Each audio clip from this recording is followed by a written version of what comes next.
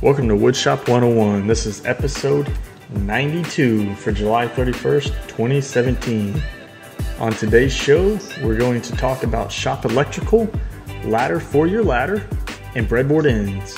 I am Jeremy Crawford. I can't even say my own name. Of the Countryside Workshop. I'm joined tonight by my co-host Drew Short of Rockin' H Woodshop and Sam Wooddell of Sam Ryan Designs. Hey everyone. What is going on? How do? Is everybody doing all right here? Yes. I'm doing good if I can speak my own name.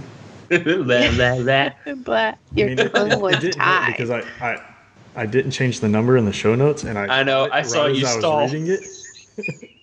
I saw you stall. I was like, oh, he did it. He did it. So it's not as bad as my stalls, but we definitely want to thank our awesome supporters, Michael Brindle and Devin Richter and Sean McHenry. Thank you guys so much for your support. If you guys would like to support the show, you can head over to woodshop101podcast.com/listen.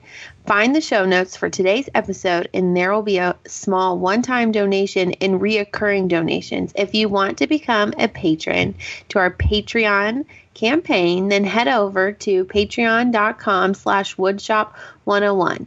Over there, you can buy an awesome Woodshop 101 t-shirt, and they're in, I was just going to say there's limited ones, but when this is out, the limited is gone. So if you didn't get yours, I'm so sorry, but there's some awesome gray ones. You can find a men's cut and a women's cut. So go ahead and go buy one. Oh gosh, we are both tongue-tied tonight. But you can buy, the link to go buy the shirts is countrysideworkshop.com/shop. So go check them out. yeah. So you will still have one day. If you're listening to this on the 31st, you still have one day to get a blue shirt. Oh, you better hurry. So, the clock is ticking. I'm not going to say that the sale might end right on August 1st, but it's going to end August 1st, 2nd. It Midnight. Well, here's the deal. It's the email will be going out to our store manager, so it's when she gets to it. Well, she gets to it pretty quickly, so it might be the 2nd, but I wouldn't hold it to it. It will definitely be until the 1st. So if you're listening to this on the 31st, go get a shirt Quickly. and then send us a picture. That'd be awesome. Yes. And if you want it that would signed, be awesome. if you want it Send it signed, to us. send it to us. And we'll sign it. We'll send them to each of us. We'll sign it off, and then we'll send it back with some stickers with it. So, All right. Well, let's get a little bit of what's going on in the shop. I'll start off. I'm kind of cleaning house right now. I'm getting some stuff up in the attic. I feel like I'm don't ever get enough time to just get out there and clean it. Each week I'm trying to do a little bit more, try to get a little bit more organized. And I'm definitely trying to make space. So I have a new tool coming in. Well, I already have a new tool in. I got it for my birthday. I got the rigid oscillating spindle sander. My brother got that for me. And it just can't happen to come across like this crazy good deal on a used one. Like, new they run for like $199, and everybody buys them. When you get them on Craigslist, people are still selling them for like $120, $140, and they go so quick. My brother's neighbor she inherited some tools from her dad or granddad, and he was like, "Oh, she's got like this stuff," and I was like, I'm pretty sure you're like describing this oscillating spindle sander. I really want it." And he was like, "Well, she's only asking like $60 for it." I'm like, "Are you kidding? Go to her house, FaceTime me, let's see it." And sure enough, it is exactly the tool I've been wanting. And so he snatched it up for me for my birthday. So I got it in the shop. It's awesome. I'm like so stoked that I finally got it. It just opens up the door on possibilities for like curves and things for me. So super excited. I've also been out of the loop for about a week. I had lightning strike my house and kind of fry my entire home network. Luckily, like computers and TVs were saved, but wiring did not get saved. So they actually had to come in and rewire for like all my cable and internet stuff. So, what are you giggling about? We can't see your face. I texted Drew and I said, "Can you see Jeremy's face? Because I can't." And he was like, "Barely. I can just see his hat." We can't see you. You need to look at the camera. Well, here's the deal. On my I'm looking at, if I'm looking at the camera, this is where I'm looking. Like, my camera. I think so your tall. computer screen fell. So I'm taking one out of the Sam Ryan page book there. Oh, yes. Oh, this is how it this is all we can see. This is it. Yay! You're back. No, wait, go back. Yes. And then Drew had to be funny and say, "Do you think he knows we're texting about him?" And then that's when I started laughing. But that's awesome about your tool. It's like a match made in heaven. I thought you Are were you say excited? that's awesome about your wiring getting. I was gonna say, well, thanks. I was gonna tease Sam. I was like, "Do you know what tool he was talking about? Yeah, what I tool did- do. what tool did I get? Were you listening?" I was listening. Oh, that's funny. Oh, that's so funny. We're crazy. Well, let's see. On my end of things, I've been doing a little bit of redecorating in the shop. I've taken advantage of a few sticker mule purchases. I plan on putting a wall banner on my back wall cabinetry and then trim it between the doors so it'll all still open up, but my logo, big boom explosion logo that I recently made up, will be back there. I also purchased a floor emblem. It's about 51 inches tall by 71 inches wide, and that is the first thing that you're going to see when you walk into the garage when the door opens up. It'll be right on the floor in front of the table saw. That's pretty cool. Yeah, and it's nice stuff. I did have to employ the help of Zach over at Southern Ginger Workshop. He had to help me with getting my vector file set up because I didn't have a vector file, and he uses a program called Graphic on his Mac, and you can actually get it for your iPad and iPhone too. I thought that was kind of neat. I want to say it's a one-time purchase. Like if you buy it on your Mac, you automatically get it for the iPad and iPhone, I think. No. No? No. So you have to buy both independent. Yeah, the one for your iPad is like $8 and some change. It's either $8.99 or something like that, and then the one on the Mac is like 30. Yeah, It's 29. yeah, 29. They should definitely change that. They should give you access to all three if you buy the most expensive one. I think so too, but it works really well with the Apple Pencil and the iPad Pro. So I'm going to try and get used to it. But he worked really hard on that. He gave me like a 24-hour turnaround. So I was super thankful that he was able to pull that off for me. So I got all the stickers in. I also got some address labels for my sticker swaps because I didn't have any. I kept having to write, my return address, and I hated it. So I ordered some address labels. Did you get the address labels from Sticker Mule? Yeah, I just picked a certain size. I think it was like a 1x4. Should have probably done a 1x3. That would have probably been a little bit less long on an envelope. But on like a standard long envelope, it would probably fit just fine. But those little postcard size envelopes, it's a little overpowering, so I have to put it on the back. But whatever. They work real well. And then I got a roll of my Rockin' H boom emblem labels. They're not like stickers, like the really thick vinyl stickers. They're just the labels that you could put on. Like if I was to wrap up my shirts in some paper, you just put a little sticker on it to hold the plastic in place, and just another marketing tool. You can also put them on glasses. It's dishwasher safe, so I thought that was neat. Nice. And then I bought another floor emblem style for my table saw fence to cover up the Biesmeyer brand, and it would be my logo brand right on top of the fence. So I just picked a custom size for that too. But So when can we expect to see all these items? I was just going to appear say, in the I want video? to see all of this. I think that's going to be my next video because I want to get them installed in the shop. I don't know if I'll be able to do it this weekend unless it's on maybe Sunday. I probably won't have a video out this week because this Saturday I am pulling out all of my carpet in my house. My brother's coming down to help me out.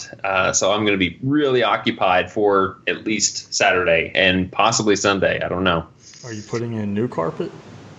No, we're taking out the old because it's one thing. It is old. It's over 10 years old, I think. And then we're going to live on concrete for a little while until we have a little bit more saved up. We've actually got quite a bit saved up for flooring, hardwood flooring, but we need a little bit more. But we got like 2,200 square feet roughly to cover, and we don't quite have enough money to cover it all. Yeah. Are you going to do the bedrooms or just the main living? I don't know. We're kicking around the idea of either doing the bedrooms and everything else all together, or recarpeting, brand new carpet in the bedrooms, because that's not very expensive. And I don't know. Hannah's room has a foundation problem. Like, it's got a pretty significant crack in it. So we might need to fix that before we do anything else. Very nice. My take on it is carpet. Everybody wants carpet in the bedrooms. This is purely my opinion on it. I don't like carpet in the rooms. For the fact is, yes, it's nice to have that soft feel once you get out of bed. It's kind of warm. It helps warm up the room in the wintertime.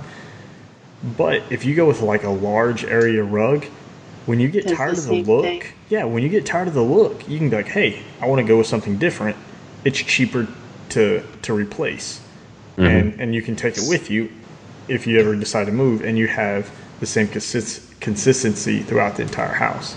Yeah, and with it, the interior design side of it, I mean, a lot of houses do have rugs in their, or carpet in their bedrooms, but it definitely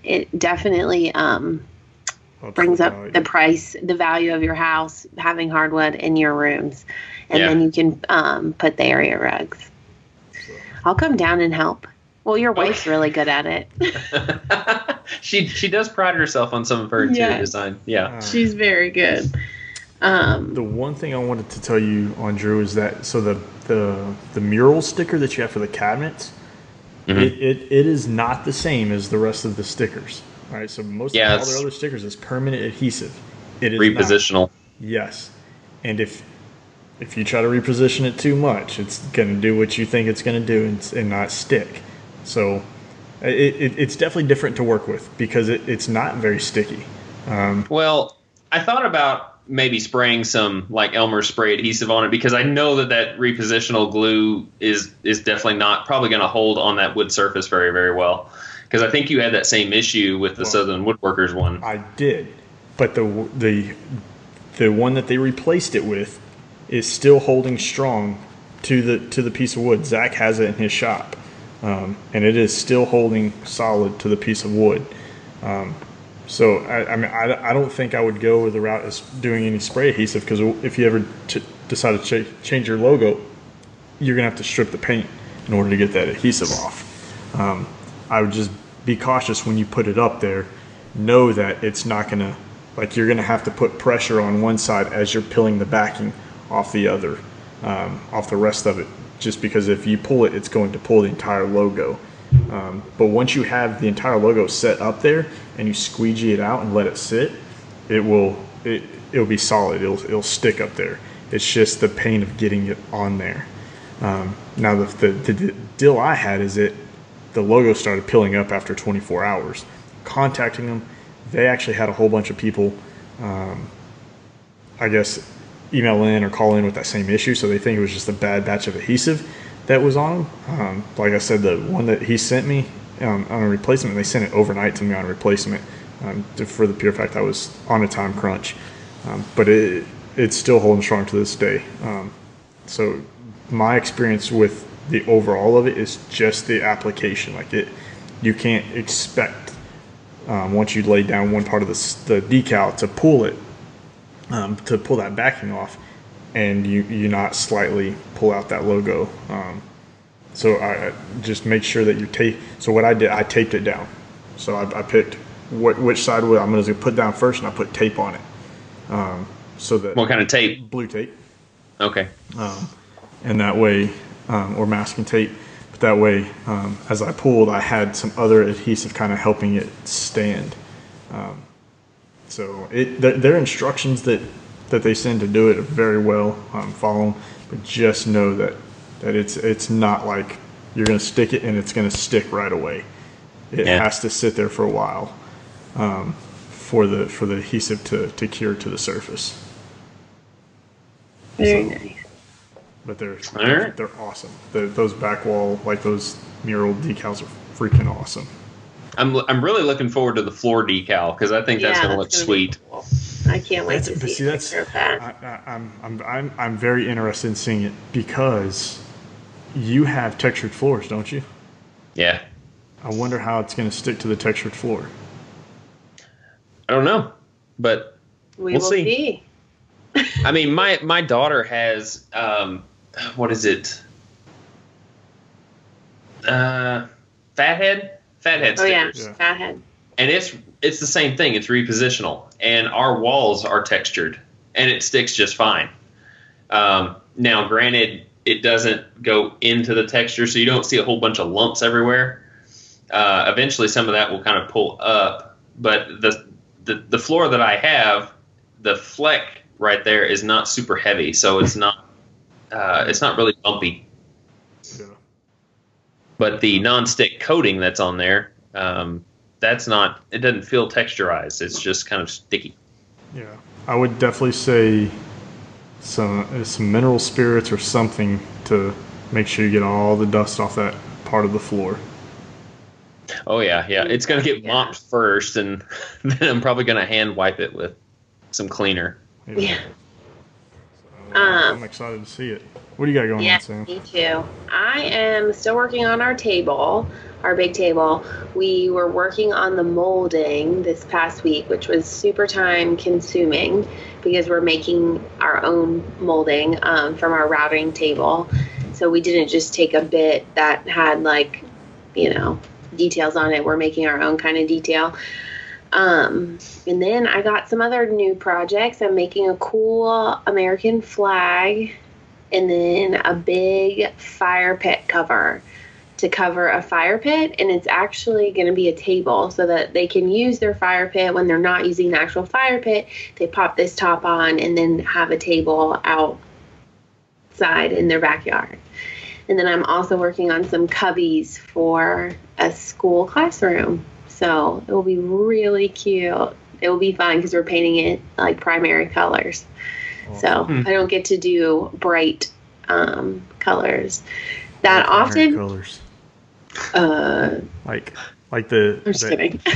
Like the 8, like the Roy G. Biv. What is it? Roy G. Biv? Is that what it is? Yeah. It's like the Crayola 8, right? Yeah. Well, red, blue, and green. Yeah. Well, that's what comes in the That's I think what growing up what they referred it to as the Crayola 8 because it's your primary colors came in just from those 8. Yeah.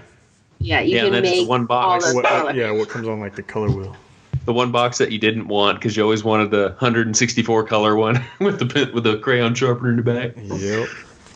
Let me see. Yes. I always felt like a loser when you had the Crayola 8. Go ahead and pick out your primaries. Oh, come on, Sam. Leave the dog alone. That dog's not hurting you. That dog is not hurting you. Leave the dog alone. Oh, mute. I'm muted. Sorry, everyone. Leave the dog alone. No one on the podcast wants to listen to that bark. Hey. I know that's for sure. Yeah. See? Look. And does it have the sharpener? There you go. Right there. So here, go ahead and pick out your primary 8 right there. Out of all 64 of those. Hey, look. Leave the dog alone. He was just trying to tell me what the primary colors were, okay? Yeah, he was telling you that you were right. Or I was an idiot. One or the other. He's telling you off, is what it was. Yeah. Tell me I'm an idiot. I don't like that. Yeah. So what's left on the table to do, Sam? So we just really have to do the undermounts, which is a crucial part because we are building our extensions ourselves out of soft maple. So we will be doing that. And then just the stretcher that attaches the two bases together. So are your extension runners, are they going to be sliding dovetails, just sliding tongue and grooves?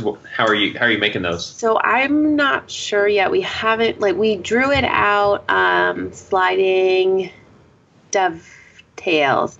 No. Yes, we did. But I don't know. We have to talk about it a little more because my grandpa's made a couple extension tables before. I have not made any extension tables. So this is all new to me. I've made a ton of tables, but just not extensions. So this is new. I've never done it before. So if anybody has any tips for me, I would love, you can message me. But it will be fun. So the way that we did it is our big base, that's huge. If you guys saw recently on my Instagram, I did post a picture of the legs and how I put them all together, and we made a jig to make sure two sides were nice and square. So I will be posting a picture of us cutting it through the bandsaw. I also have a video, so expect to see that sometime this week. But we cut out a groove, kind of in the back of the base, so that the undermount will rest in there, and then we'll slide the stuff. So I'm looking forward to it. I'm a little nervous, but if you guys have any tips for me, send me a message. I would love to hear them. So the tabletop.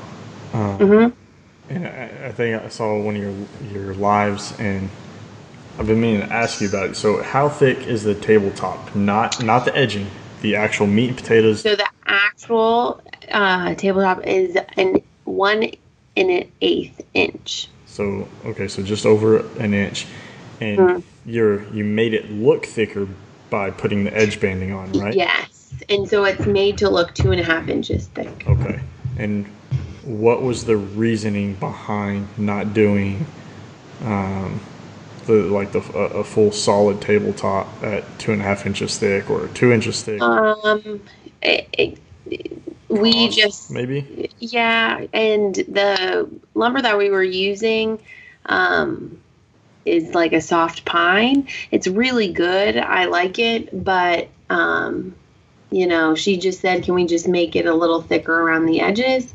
So I often just listen to my client. And then it also helps us when we do put the undermounts on, and kind of hides the one that I don't want it to be really seen. So it the edging kind of plays a purpose in kind of hiding that one. So then your eye really is drawn to the beautiful leg that we're making with all the molding. So I mean, essentially the edge banding plays the purpose of a table apron. Hiding.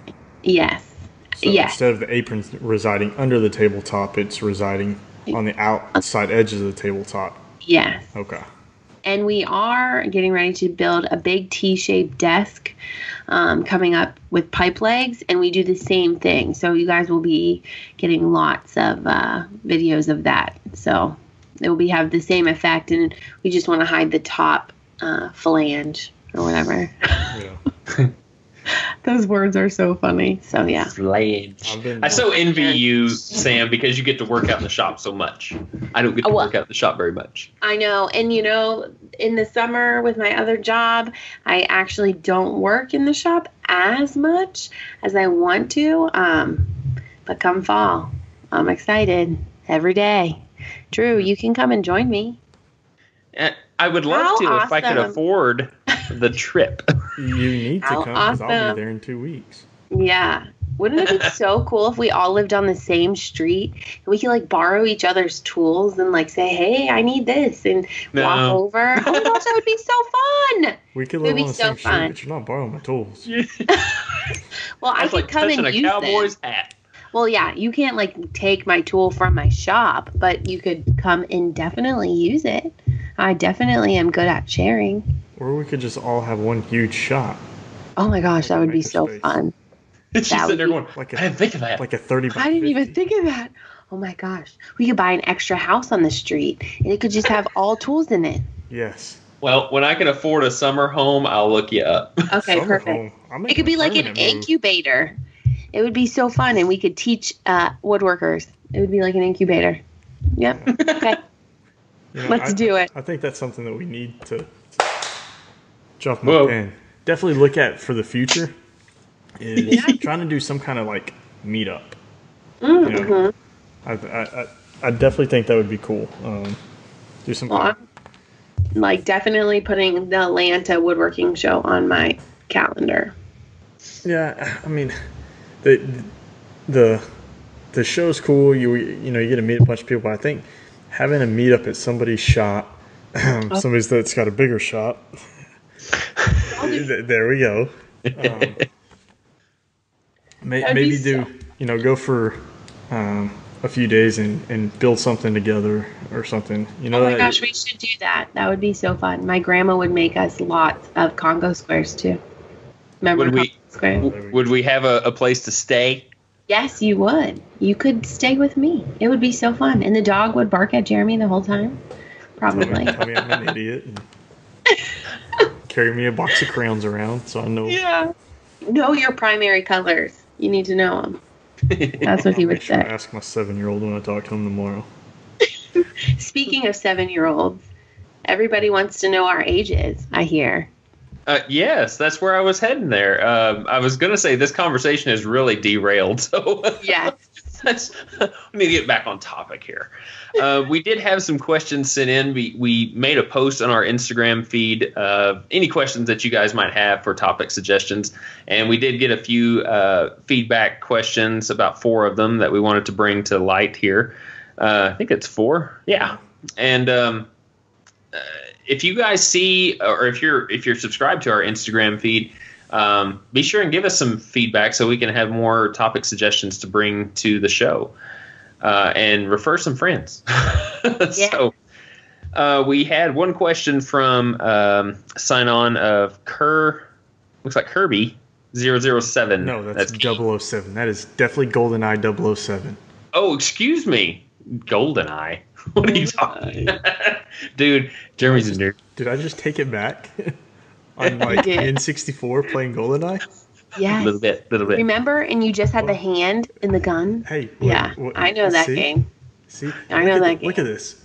Is that tying into the question? Because I'm showing how old is everyone? Yeah, true that. So that does play in. We'll let Sam go first. The question is, how old are we? So, Sam, she's 12 years old. I'm 12 years old, and I just started woodworking about 2 years ago when I was 10. Yeah. No, I'm 27 years old. Years young. When is your birthday? September 22nd. So. That's coming up. It's going to be exciting.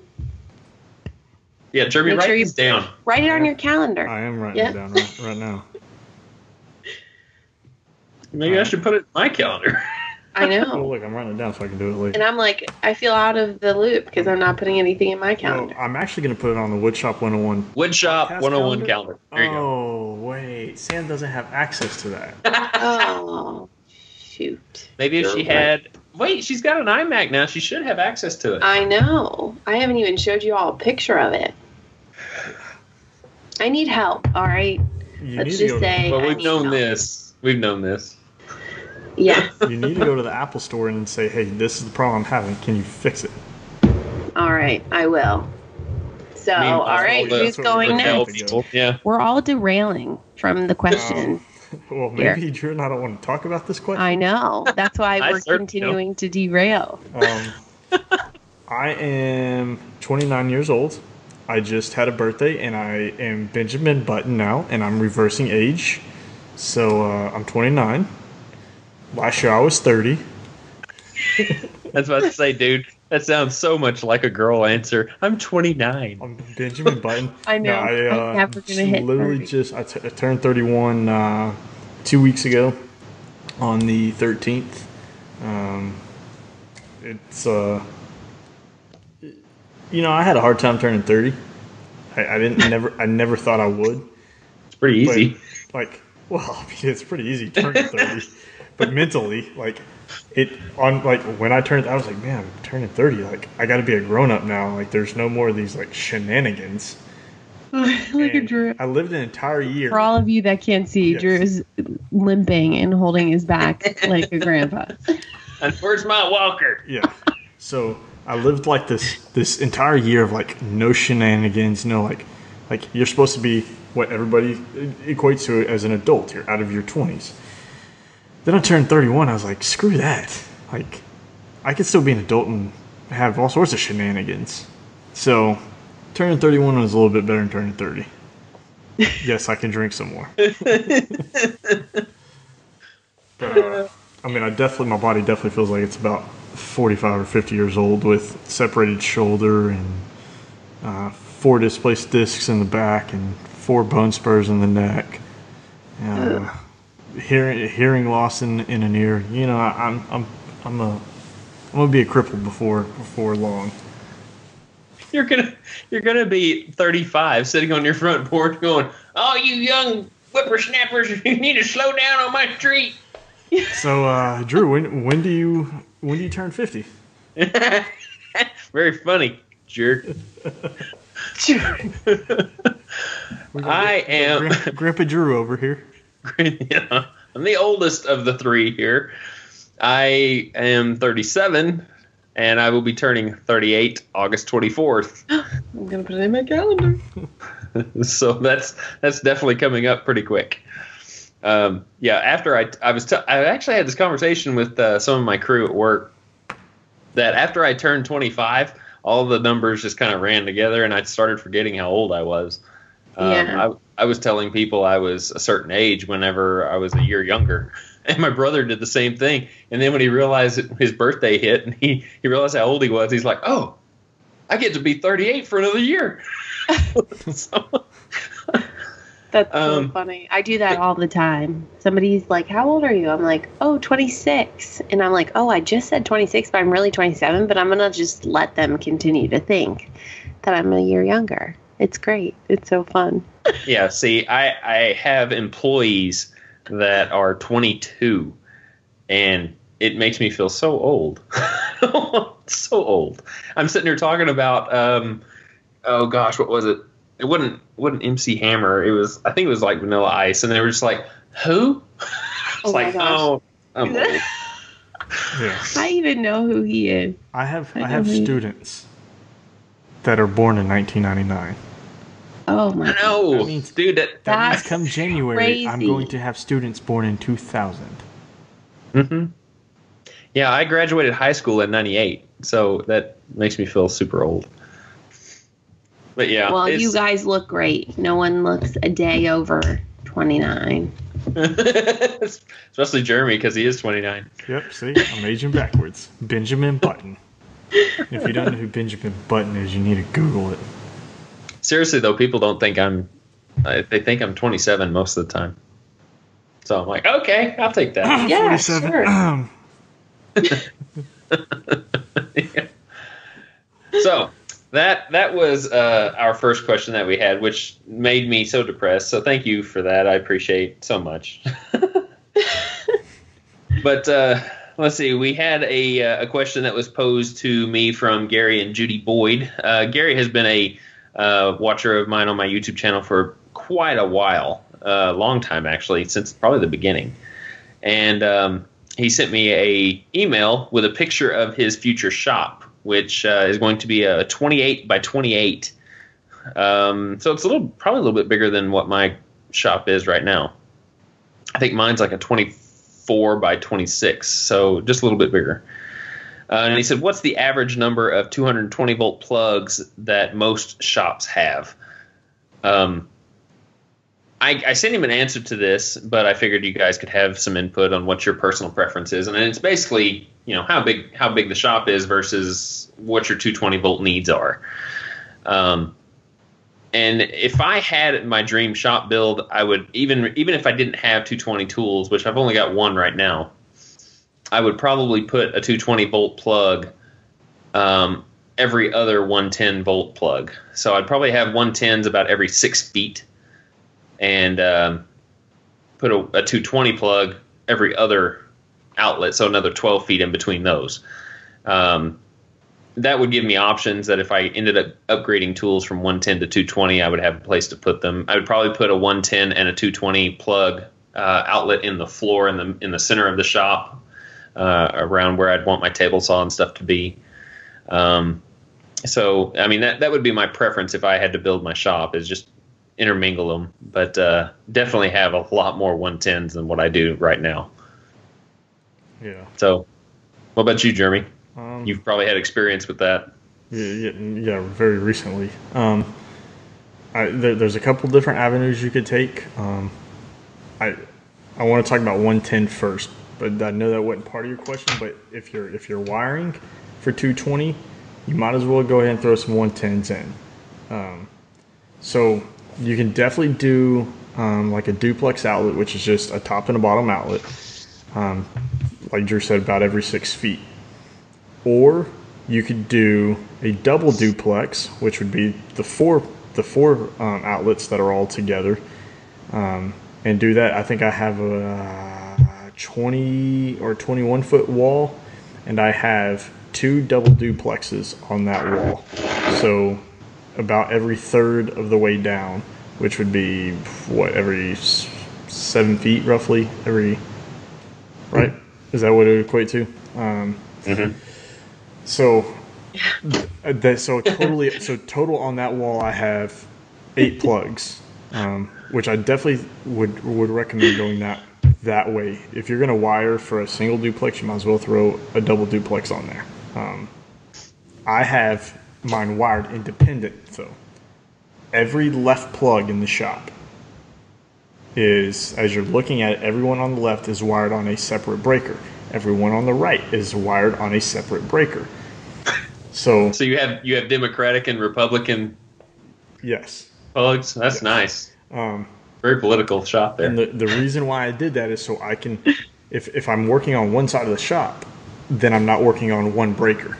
I can plug them into opposite sides of the plug, and I will be running on independent breakers. It just helps carry your load a little bit better. Now you can take a 220 and you can put it right next to that, and you would have essentially 4 110s and then a 220 next to that. Or you can take up only the same space as a double duplex, and you can do a 110, a duplex 110 followed by a 220, and they put it in the same double duplex box. So you're really, so instead of having a triple duplex box there, you're going to essentially only have a double duplex. So you'd replace one of those 110s with a 220. You could do that as well. I would go with the earlier option and do four 110s and put a 220 next to it, again on a separate circuit. And I would try to wire all of your 220s, at least do them on 2 different sets of breakers. So put half of them on one breaker, half on another. So maybe you could run a larger dust collector and a joiner or a planer or a table saw on separate breakers, so you're not straining that load. Now, you were asking how many. Don't think what you currently have in your shop. Think growth. Think, okay, these are the things I want to upgrade, and this is where I think I want to upgrade to. And put in sufficient plugs to meet where you think, and I would say maybe the 5-year line. What do I plan on growing to in 5 years? Maybe even 10 years. And add enough plugs to do that. I would say 10. Yeah. So think about it. Right now, I wired my shop for absolutely 0 220. I have no 220 tools. The reason why I didn't put one in is because I am not sure if I will upgrade to 220 in the next 3 years. That's my forward growth. I looked at prolong. I'm only going to be here 3 more years. Will I upgrade to a 2? And my first 220 tool will be a table saw. Will it be done in the next 3 years? Probably so now, because my table saw's screaming like a little schoolgirl, making all sorts of noise. But when I wired my shop, I didn't anticipate buying a new table saw before I moved. So that's why I didn't put in 220. If it was going to be a permanent shop, I'm going to be here for 10, 15 years, I would have put in a 220, at least one 220 plug to meet my upward growth of what I planned on upgrading to. So if you plan on upgrading to the larger capacity table saw, the larger capacity dust collector, planer, joiner, you're already looking at 4 220s right there. Could you share them? Yes, possibly. But we're talking an ideal situation. I would put in 4 and split them on at least 2 independent circuits. If always try to go more than what you currently have. That's, I guess, what boils down to. Go with more than what you currently need. That way you're not like Drew, you get a bandsaw and then you don't have the outlet to put it. He Seriously? called you out. He just called you out. He was waiting. He was waiting. That whole speech, he was waiting. I know, I'm sitting here, it's like, when's he going to get to it? But it does fit, though, right? Because you had no 220, and then you're like, okay, well, now I got to go get 220. Versus if you're already rewiring the shop, go and rewire for 220. So when you do make that growth and that change, you're not waiting on new electrical. Yeah, if you have the luxury of rewiring, then definitely. But I moved in and just kind of went to work on what I had. Yeah. So I kind of did it in the opposite fashion. But since you're getting a new shop, I mean, and you have the luxury of nothing being in there right now, and you can rewire that sucker very easily, definitely consider what your growth is going to be. So, I mean, Sam, your granddad has been working in his shop for quite a long time. Years and years. I would say they've been in their house 30 years. And he is very meticulous with everything. He updates everything. He has a calendar from when he purchases everything. Like I opened his jigsaw the other day because I left mine. It wasn't at the shop. And he had his receipt from 2000 right on the top, stapled to like the owner's manual. I was like, he's so funny, but that's how he is with everything. So I don't know that much about, all of this, but hopefully I will learn for when I have my own shop. But I know we have 220. Do you know where those are located and how many he has? So we have around the space, we have a lot. One for our table saw. And then we have, I'm pretty sure our joiner is 220. What size joiner is it? 6-inch or 8-inch? 8-inch. It's a 220. Yeah. So we have it down over there, and then. Are his located in the floor or are they in the wall? They're in the wall. Okay. Towards the bottom of the wall. We have a couple. That's nice. That we have one where our like scroll saw and bandsaw are. That is up a little higher, but the majority of them are down low, very low to the ground. Okay. And we do have a 4 one quad. Yeah. So a double duplex of 110s. Yes. Yeah. That houses like our compressor and stuff like that. But I'm pretty sure a lot of ours are 220 because we have. So another thing too that you should probably plan on is since it is a brand new shop, it's a clean slate. If you plan on putting cabinetry in that shop somewhere, what kind of cabinetry? Is it going to be floor to ceiling? Is it going to be countertop with a split upper cabinet? And if that's the case, then you also need to accommodate the location of those plugs to be in that split level right there, so you're not hiding any plugs when you go to throw your cabinets in there. Yeah. Now, if you do plan on putting some like charging stations in the lower cabinets, then great. It's cool to have an outlet that you can plug some chargers in without having to go through the top of your cabinet. But take into consideration the layout of what your shop's going to look like, the layout of the tools, and the growth that you intend on accommodating in the next 5 to 10 years, and that should help answer your question. But even if you don't have the 220 plugs, it's always nice to have them when you think that you weren't going to have 220 tools, and then all of a sudden you do, kind of like me. So, but yeah, that was a good question. I do have one more thing to add to that just popped in my head. So Drew, you said if you have the option, if you were building a shop, you would put it in the floor. Heck yes, I would definitely put some in the floor. But he already has an existing structure, which means it's probably already got concrete. Unless he's going to knock up that concrete, which I don't see happening, then there really is no option there in the floor. You can put 110 and 220, and think about this. Think about it really well. You can put 110 and 220 in the ceiling. I would highly recommend you at least put 110 in the ceiling for a air cleaner. Put it off on the corner somewhere, not in the dead center of the room. Put it on a perimeter wall because they're designed to go in a swirl pattern. So when I wired up my shop when I first moved in, I put in a 110 in the ceiling specifically for a air filtration system. But you can put 220 and 110 right above main workstation, so right above your table saw or right above your joiner or planer or something, if it's in the center of the room. And you can make your own 220 extension cords that are just long enough to go to the ceiling, so you don't have like a whole bunch of extra wadded and bundled up on the floor. You can make sure you make the extension cord rated to what that tool needs, the right amperage and gauge wire, so that you can customize that by making that extension cord the size you need it to be.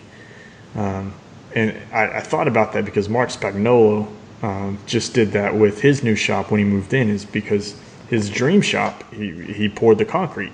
So he put in all the plugs in the floor, but his new shop's existing structure, he had to put those somewhere else, and he put them in the ceiling. And he did just that. He built extension cords for 220. So definitely go check out I want to say it's on the Offcuts channel, on one of his phases of putting the shop together, or even just reach out to him and talk to him and ask him about it. But he did do that, and I believe it's working pretty well for him.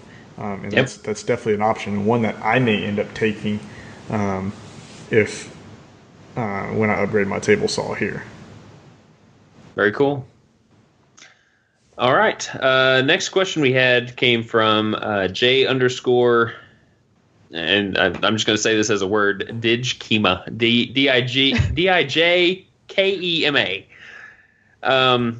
This is directed directly at Jeremy because of this viral video you had pretty recently of your ladder storage.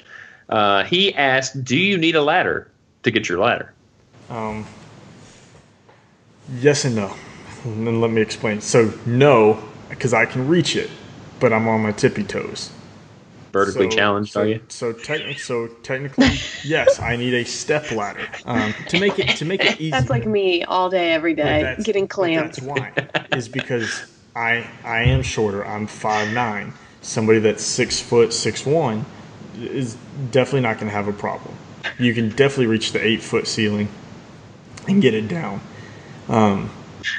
But the reason why it never played a factor in my mind is I always have a shop or a step stool open, and it's usually always sitting right in the corner that I need to get up to get that ladder. And so I posted a video because people were like, well, how do you put it in? And even Drew asked, like, how do you put it in there and how do you get it out? And how long does it take? I think the video was like 15 seconds. Like, it's super quick to put up there, super quick to take down. And a lot of people have asked, like, oh, how did you build that? How did you do that? And I know Dr. Sam was like, hey, you need to build. We can't see that. Hold it up to the camera. Yes. There you go. Yeah, see? So Dr. Sam was like, hey, you need to do plans or I'm going to steal the plans from you. But the reason why I haven't done plans so far is because it's just so easy. It's so easy, but I think I'll throw some quick little SketchUps together and at least get it up on the website for people that don't want to try to figure it out on their own. But you can make that ladder. I mean, you can make that ladder rack stick down 2 feet if you wanted to. It doesn't need to be sucked up all the way against the ceiling. I just happen to do that because I have an 8-foot ceiling and I can't afford to lose the vertical space. That's how we store our long pipe clamps. How many times have you watched that? I've now watched it like 6 times probably. I'm like mesmerized by it. But that's how the one side without that bike hook or whatever, that's how we store our pipe clamps. And now thinking about it, we have that exact same ladder and it's always in my way when I go get my stains. So there you go. It literally cost like nothing. Less than $15. Yeah. I want to say less than $10. That hook was only $2.75 at Lowe's. It's probably that pipe did you use that coated pipe? I was just going to say that, yeah, the coated pipe was probably the most expensive.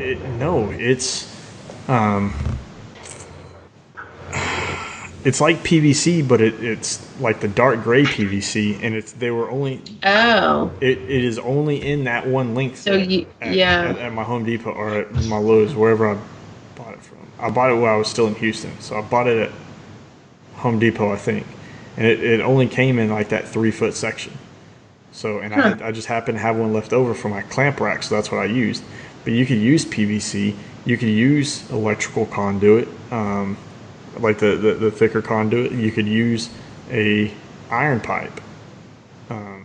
So you could even use a wooden dowel because that ladder does not weigh that much. Yeah, it is very light. It's a 1/2-inch pipe, and so when I do the plans, I'm just going to use a 1/2-inch dowel, and you can pick up whatever 1/2-inch thing you need, whether it be the pipe, the PVC, whatever. So. Very cool. I just watched the video like 10 times. Got me 10 so more views on it. There goes view counts. Yeah. Yeah. Okay. Next question is, unfortunately, we don't have the name to this one. Jeremy was not able to locate it, or Sam. I don't know if this came from Sam or Jeremy. It came from me, and I wrote this down a while ago, and I went back to try to find the name, and I just could not find it. So we do apologize for that. We're not trying to leave you out, but. The question was, how do you attach breadboard ends? Because I've seen a lot of people using pocket holes. So Sam's probably got a really good insight on this particular subject matter. So Sam, why don't you answer this first? Alrighty.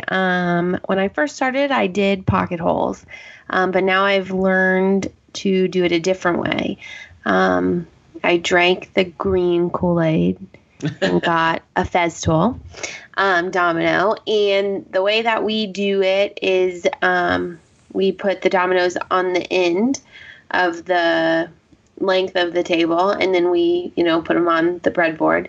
And the middle ones fit snug, and the ones on the outside are oversized for expansion and contraction and whatnot. So we glue and secure the dominoes to the length of the table, not the breadboard end. You do that after. And then you drill elongated holes in the dominoes that are sticking out of the long part of the inside of your table. And then you got to flip it over on the back, and then you push your breadboard in, and then that's how we drill holes so we can hit the elongated holes in our domino, and then we put dowels in them, pound them in, put a little bit of glue, just a little bit, literally just a little bit, and pound them in, and then saw them off. That's how we put our breadboards on. Yeah. And I love it. It works amazing. And that's how we're actually doing our extension table right now. How they go together when, you take it apart and you put the leaf in. But we also have the lock twist things from Rockler. But it's a great technique. And if you need help, you can reach out and I can help you. Okay, so I haven't had a lot of experience with breadboard ends. I'm going to be building a huge dining room table in the next month.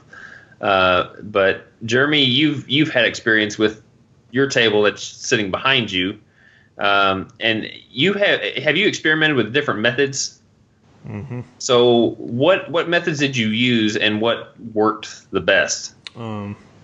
So I've built a lot of dining room tables, and just like Sam, I started with pocket holes.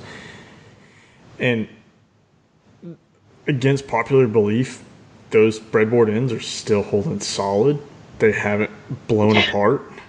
However, I've also realized that's not the best method either.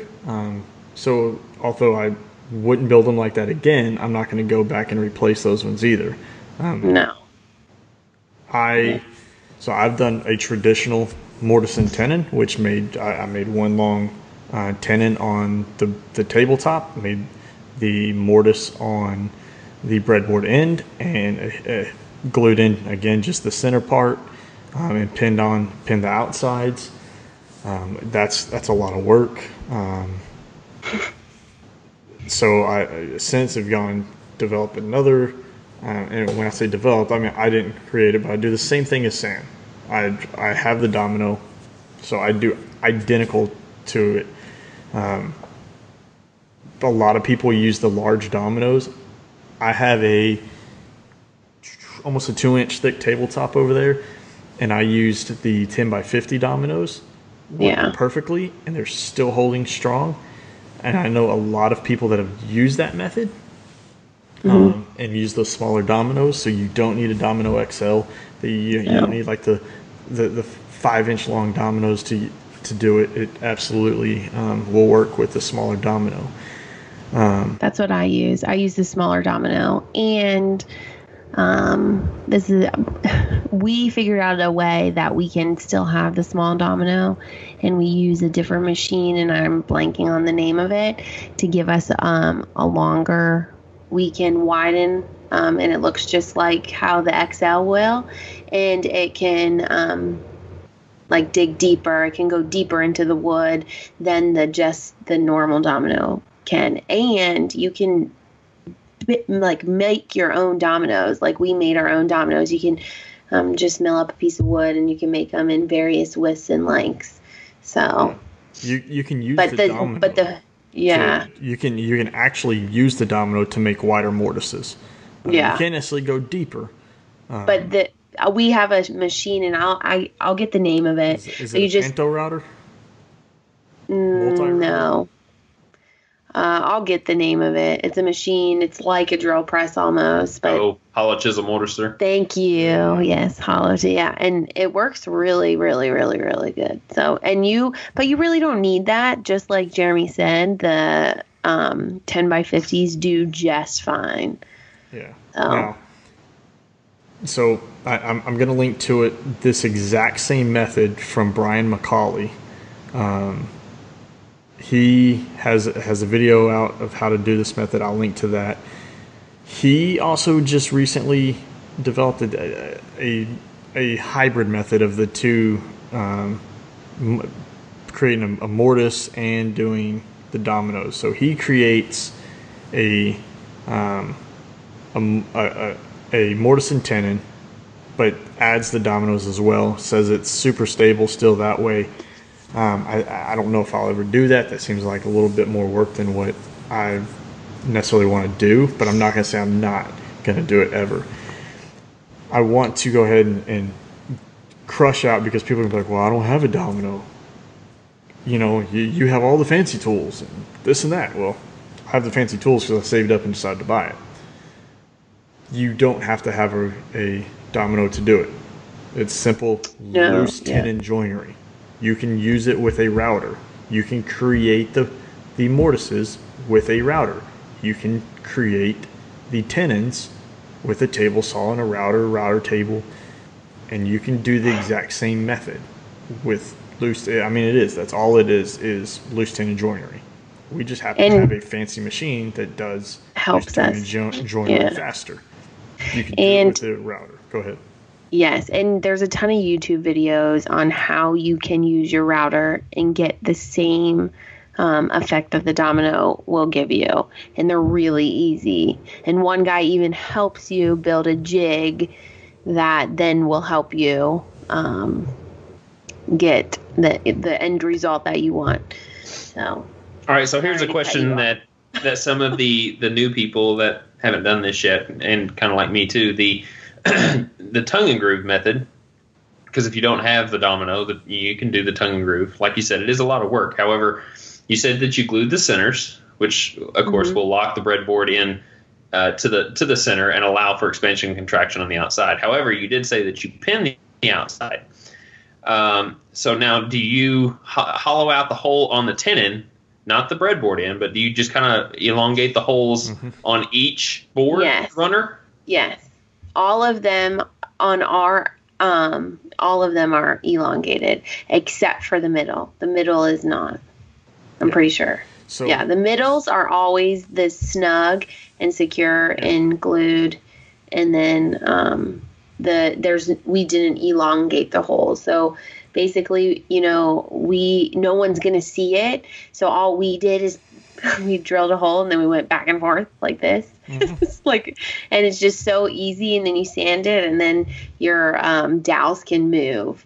And the best part is when you tap the dowel in, and you got to make sure it does go in all the way, so that it's nice and secure. But the best part is cutting them off at the end. It's so fun.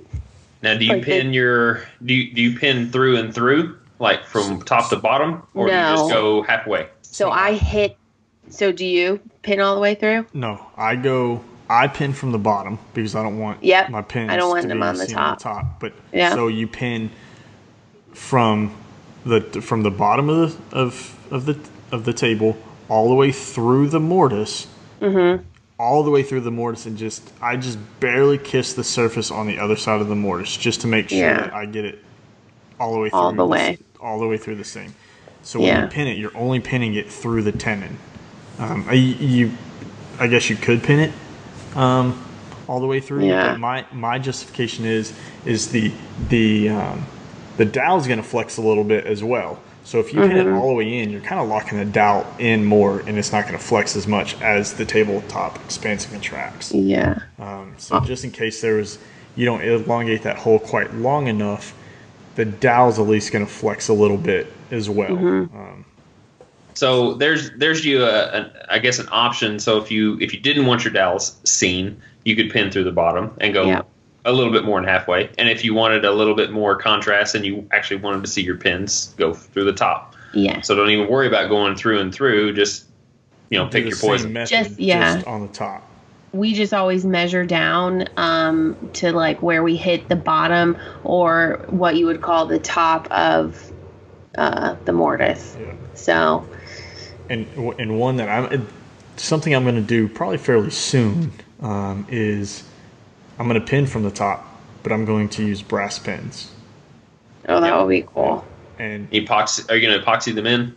Yeah. So when you put the dowel in, the pin in, you hammer it all the way in, and right before you seat it fully, you put a little glue on it, and then hit it in. That way, the pin is glued to the tabletop, but not glued to the tenon or the mortise. Yeah.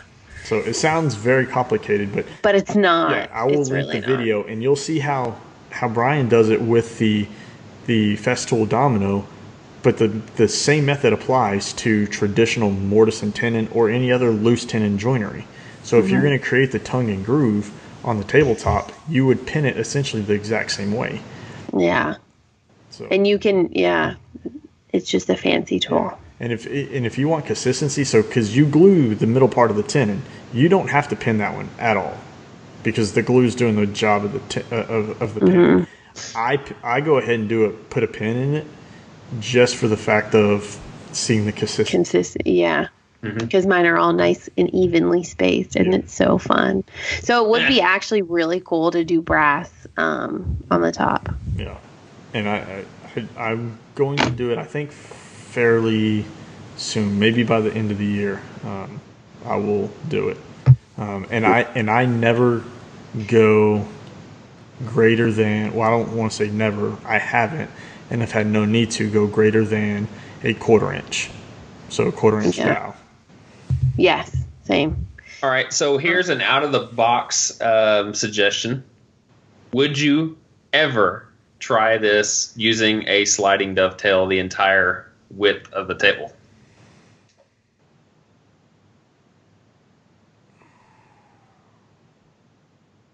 Would Man, I try it? Stunned. Yeah. I mean, would I ever try it? No, probably not. Do you think it would work if you did Yes. do it? Yes. Yeah, because it's essentially kind of like the same thing, almost, Yeah. kind of. But you would just be It's- seeing the dovetails on the each side. ends. And you don't need to. Well, and that's the same thing you'll see on some tables. People will make through mortise and tenons, meaning that the mortise and tenon extends the entire width. Or you'll see some people do stopped, so they don't see the mortise and tenon on the outsides.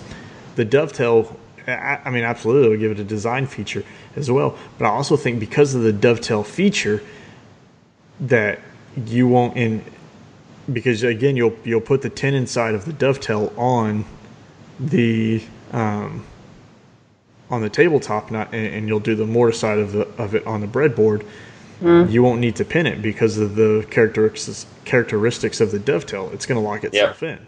The actual physics of it. The only thing you want to make sure you're going to do is you want that tenon fairly long. I mean, you want it about an inch. So Yeah. you got to figure out how you're going to cut it. I was just thinking how you would cut it. I don't know if a dovetail bit will go that far down.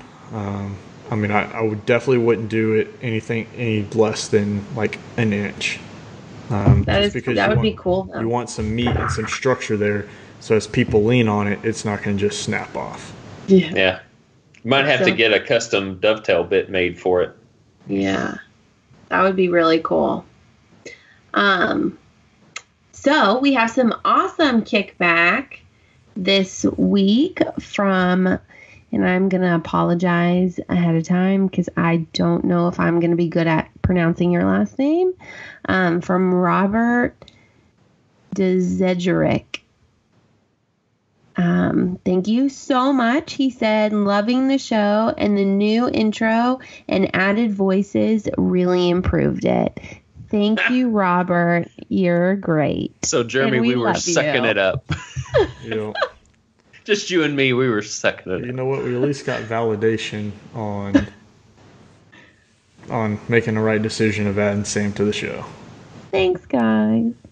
Now we're all best friends. All right. Besties. Besties We're running a For the resties. tad long here, so we'll quickly run through product Yes, quickly. recommendations.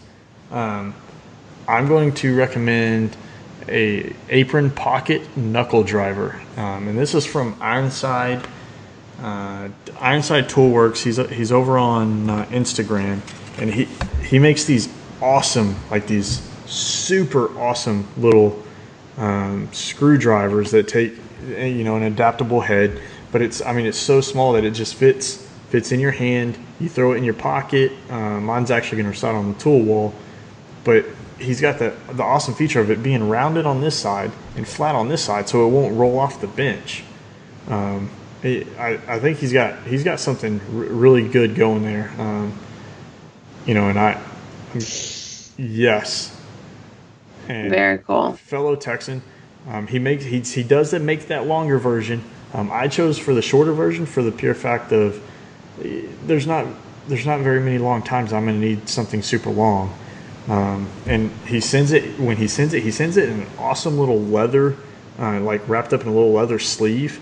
So I don't know that the leather's definitely going to be used for something else because this is going to reside on the tool wall, but it's awesome. So I highly recommend you guys check it out.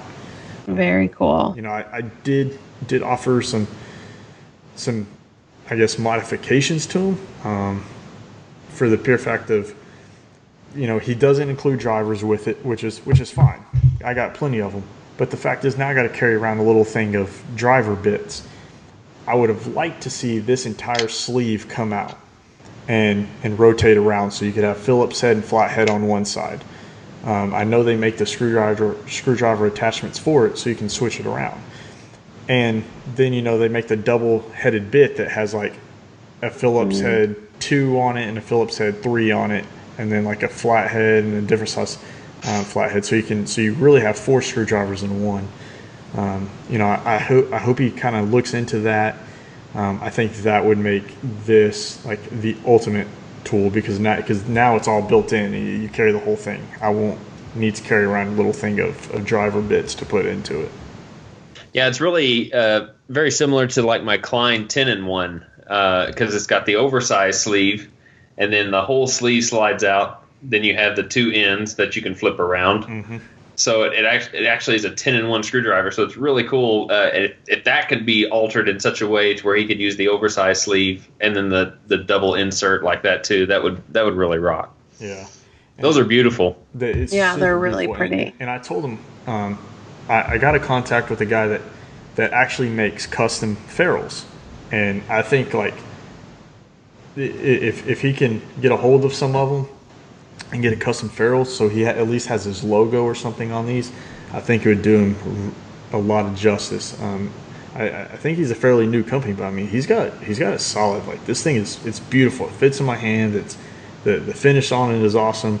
Those other things, those are just extras, nice to haves. It's definitely awesome without them, but I think it would take it to the next level of showing that it's custom. It's got the custom ferrule. It's got that interchangeable sleeve. So, that's maybe even laser engrave his logo on the flat spot of the handle.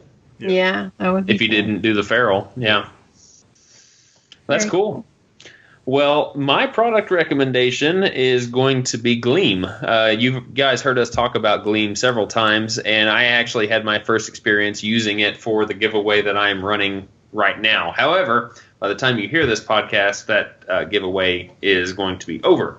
But it allows you to customize the types of entries that will have people excuse me, will have people enter into your contest, and Gleam will actually keep track of all of those entries. And then when the contest is over, you have a certain amount of winners. Like on your free version, you have like 10 winners that I think is the max. Then you can pay to have a little bit more options and winners. But you at the end of the drawing, then you can select those winners. Gleam will just randomly select them for you, and then you contact the winners, and then you're done. It makes doing giveaways super fast and easy. I think the longest part is just doing the setup work. But then after that, it's pretty cool. I've had over 1,100 entries in my current giveaway in under 8 days, and I've got about 7 left to go before it's done. So I'm hoping to hit 2,000 entries by the time it's over. That might be pushing it, but the really cool thing I've got, one of the entries is a Twitter entry that people can tweet on a daily basis for an extra entry each and every day. So that is my recommendation, is instead of trying to run a giveaway all manually, try and use Rafflecopter or Gleam, something like that can really help you out with that giveaway. Very cool. Awesome.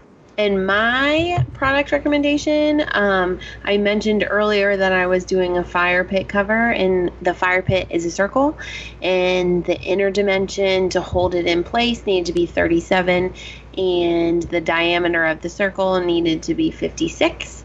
So I took out my yardstick and I got out my Dremel points, which are so cool, and you just put them on the yardstick. You figure out, half of 56 is, I don't know, right off the top of my head, like something 27, 28, and you put it to 27, and then you draw your circle, and it's amazing. It's like so perfect. It draws a great circle. They're precision circles. I just used my ice pick. That is one of my favorite tools in the shop. It's just literally an ice pick, and I dabbed a hole in the middle so that one pointy part of the Dremel point would stick in it, and then the other part of the Dremel point is a pencil, and you just go in a circle. Then you got a circle, and that's it. So we also want to update you. and remind you, August 1st, do not forget to enter the Cutting Board Build Challenge. There's awesome giveaways that you do not want to miss out, and there will be a couple people that will be winning. We have different categories and whatnot. I would also like to remind you, if you listen to the show on iTunes, please give us a 5-star rating. It helps us reach greater audience. Suze33 says, you guys are so funny, and she loves to listen. Oh, thank you. Yeah. Thanks, Suze. Thank you, Sam's mom. Dude. I know. Couldn't you have just let everyone know that it was, like, not my mom? We're not asking for pity. No, I'm kidding. No, I know we're not. But she loves our show, and if you could give us a 5-star rating, that would really help us reach greater audiences. All right. Well, this was I'm sorry it was a little bit lengthy show, but the questions were really good. We greatly appreciate everyone that submitted a question. Like I said, even if you submit a question to just one of us, we typically bring those questions to the podcast. So we always like to get different outlooks from the co-hosts, which would help getting the question answered from the person that asked it. So if you guys are submitting questions to just each of us, be sure and hit up the podcast and listen in on that question as well. If you guys are wanting to get in contact with us, we each have a website of our own. Sam, what is your website?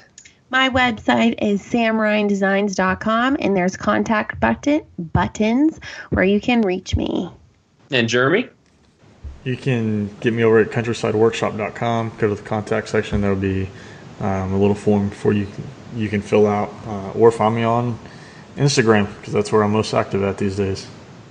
All right. And on my website, which is rhwoodshop.com, I also have a contact page, and all my social media links are visible on my homepage. So just send us some information, kickback, whatever you like through our individual websites, and we'll bring those questions to the podcast. Now, if you want to reach all of us at once through the Woodshop 101 podcast, you can go to email and send us a kickback email, basically, or any kind of feedback that you want, whether or not you just want to say, hey, I love the show, or I have a question to ask. And you can do that through kickback at woodshop101podcast.com. We also have a voicemail that you can call through any phone, whether it be landline, cell phone, what have you. And you can reach that number through area code 409-234-3959. And we'll feature those on air, let you hear your own voice. You'll get yourself featured, and then we will give our feedback to your question or just to the feedback that you left us.